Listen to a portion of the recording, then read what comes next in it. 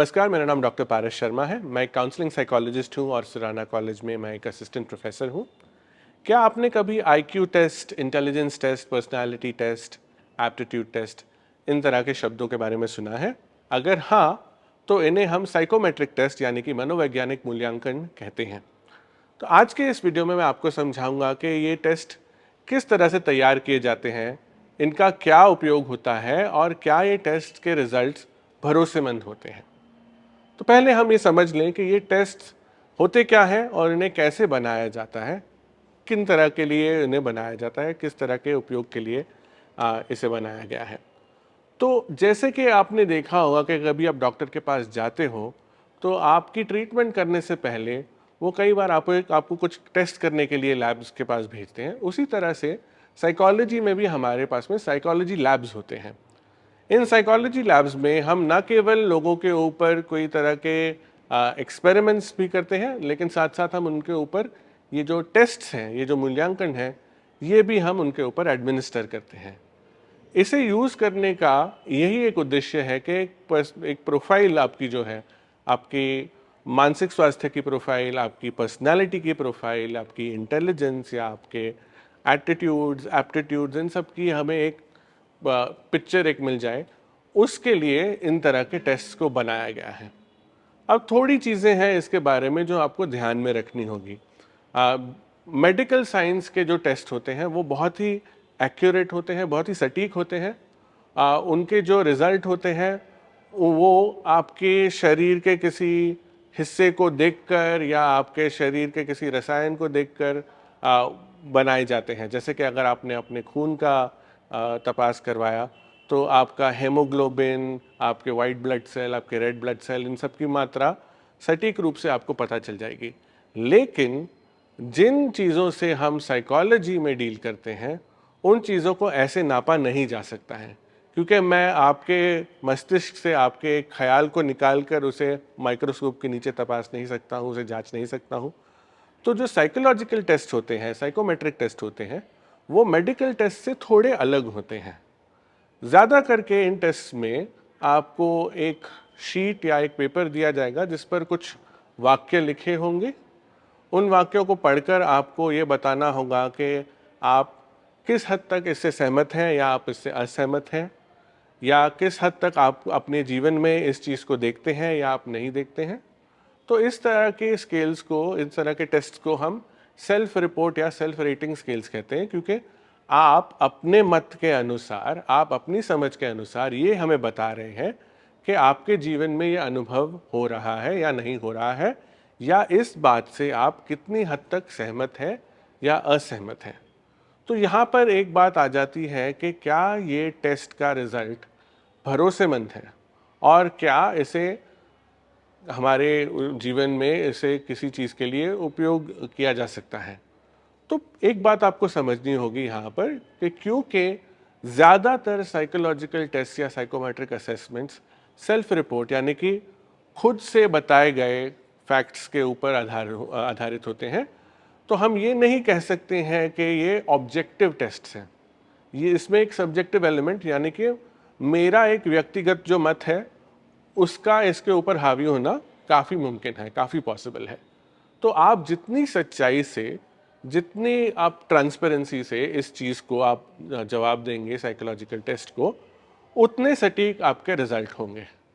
अब क्या इन टेस्ट में कुछ हमने ऐसा डिज़ाइन करके रखा है जिससे हम पता कर सकें कि क्या आपने इसके जवाब सही तरीके से दिए हैं, या आपने कुछ इस तरह से इस टेस्ट का जवाब दिया है कि आपको लगता है कि मैं ऐसा जवाब दूंगा तो मेरा रिज़ल्ट अच्छा आएगा, या मैंने ऐसा जवाब दिया तो मेरे बारे में लोग अच्छा सोचेंगे? तो इसका जवाब है हाँ।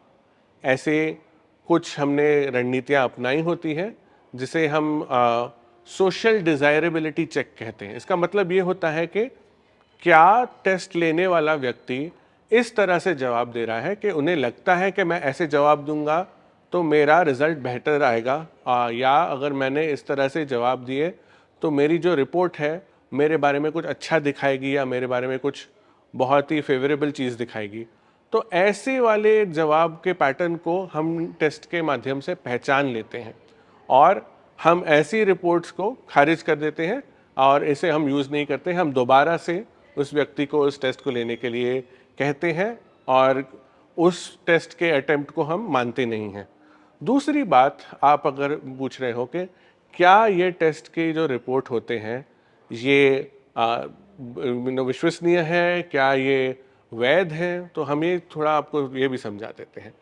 तो इन टेस्ट को प्रिपेयर करने में बहुत सारा काम लगता है। तो ऐसा नहीं है कि मैंने एक क्वेश्चनर बना दिया, मैंने कुछ सवाल लिख दिए और मैंने आपको पकड़ा दिया और पूछ लिया आपको कि आपका क्या है इसके बारे में जवाब, और फिर मैंने उसके आधार पे आपकी एक रिपोर्ट तैयार कर दी। एक टेस्ट को प्रिपेयर करने में महीने या साल भी लग जाते हैं। तो सबसे पहले जो टेस्ट है उसको तैयार करने में उसकी जो थियोरी है उसको पढ़ा जाता है, तरह तरह के रिसर्च पेपर का आकलन किया जाता है। फिर जो आइटम तैयार की जाती है उसे एक्सपर्ट्स के द्वारा रिव्यू किया जाता है। एक्सपर्ट्स के रिव्यू के बाद में इसकी पायलट टेस्टिंग होती है। पायलट टेस्टिंग का मतलब ये है कि जिन लोगों के ऊपर फ्यूचर में इस टेस्ट का इस्तेमाल होने वाला है उनका फीडबैक इस पे लिया जाता है। फिर इसके बाद में जो रिजल्ट्स हैं उसकी स्टेटिस्टिकल एनालिसिस होती है और इन टेस्ट का कंपैरिजन किया जाता है बाकी टेस्ट से जो ऑलरेडी एस्टेब्लिश्ड हैं, जो ऑलरेडी वैध हैं और ऑलरेडी विश्वसनीय माने गए हैं। तो इस तरह के स्टैटिस्टिकल एनालिसिस से हम इनकी रिलायबिलिटी और वैलिडिटी यानी कि विश्वसनीयता और वैधता का हम प्रमाण पूरा करते हैं और हम देखते हैं कि क्या ये टेस्ट सच में वही चीज़ को नाप रहे हैं जिसे वो कहते हैं वो नाप रहे हैं, और क्या ये टेस्ट को अगर मैं दोबारा लूँ कुछ समय के बाद में या मेरी जगह कोई और व्यक्ति ले इस चीज़ को, तो क्या उसके केस में भी यही चीज़ को नापा जाएगा। ये सारी चीज़ें ध्यान में रखकर इन तरह के टेस्ट को तैयार किया जाता है। और जब इस तरह के रिसर्च को हम आगे रखते हैं और हम एस्टैब्लिश कर पाते हैं कि हाँ सही में ये टेस्ट एक रिलायबल टेस्ट है, एक वैलिड टेस्ट है और एक विश्वसनीय एक टेस्ट है, तो ही हम इस चीज़ को आगे चलकर यूज़ करते हैं। तो बहुत सारा रिसर्च, बहुत सारा काम जाता है इन तरह के टेस्ट को प्रिपेयर करने के लिए।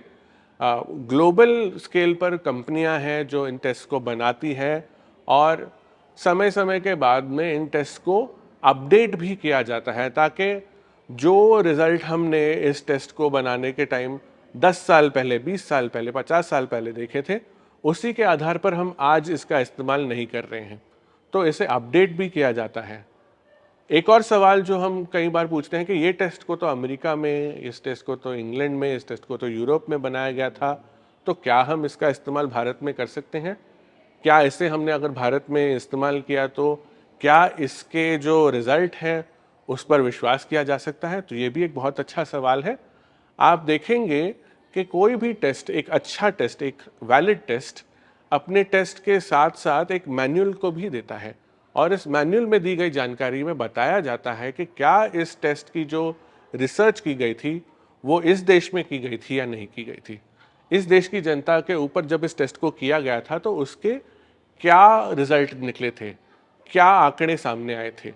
तो ये भी एक बहुत इम्पॉर्टेंट एक मुद्दा है जो हम देखते हैं टेस्ट को लेने से पहले।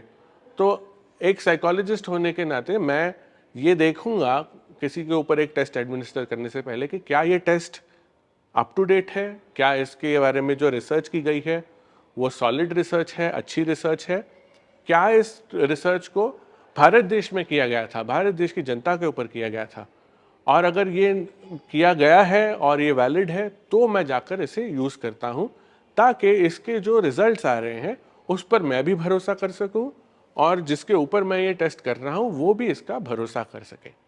अब आई बात इसका इस्तेमाल कहाँ पर होता है और क्या ये सच में कुछ इसका यूज़ है। तो आप देखेंगे कि आज की तारीख में तरह तरह की इंडस्ट्रीज़ में साइकोमेट्रिक टेस्ट का यूज़ किया जा रहा है। आपने देखा होगा कि क्रिकेट में या फुटबॉल में अगर किसी कोच को सिलेक्ट कर रहे हैं हम, तो उसकी सिलेक्शन की प्रोसेस में एक ये हिस्सा भी होता है कि हम देखें कि उनकी लीडरशिप की क्या क्वालिटीज़ हैं और उनका किस तरह का एटीट्यूड है, किस तरह की उनकी पर्सनालिटी है।